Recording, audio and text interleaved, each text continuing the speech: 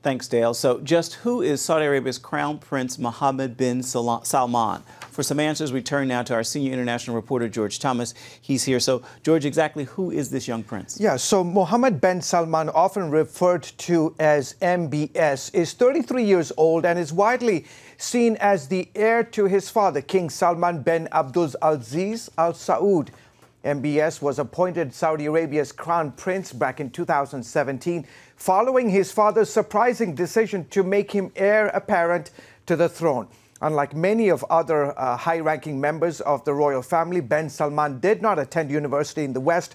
Instead, went to private schools in Riyadh and eventually got his law degree from King Saud University. He's married and has 4 children.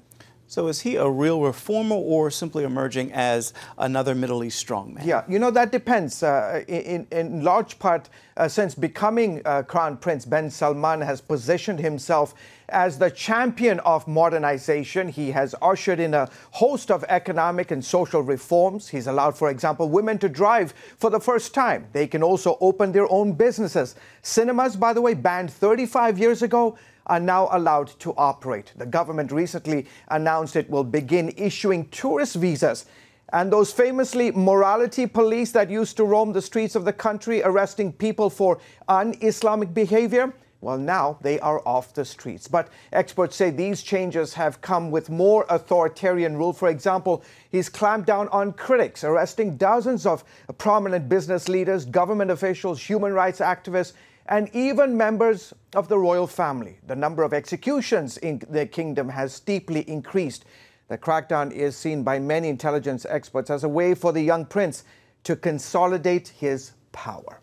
Now, Saudi Arabia practices a strict form of Islam known as Wahhabism. Is there any indication that bin Salman is trying to break or to at least weaken the king's relationship with the Islamic religious establishment? Yeah, you know, I mean, to a large extent, these moves that he has made since becoming the crown prince, for example, allowing women to drive, opening cinemas, and loosening the sort of restrictions in the country are very, very serious. But remember, this is Saudi Arabia. It is the site of 2 holy establishments in Mecca and one in Medina. And Saudi Arabia today is the exporter, as you mentioned, Ephraim, the exporter of Wahhabism. It's this strict interpretation of Islam, instituting what's called Sharia law, which means anybody caught stealing gets their hand chopped off. Adulterers are stoned to death.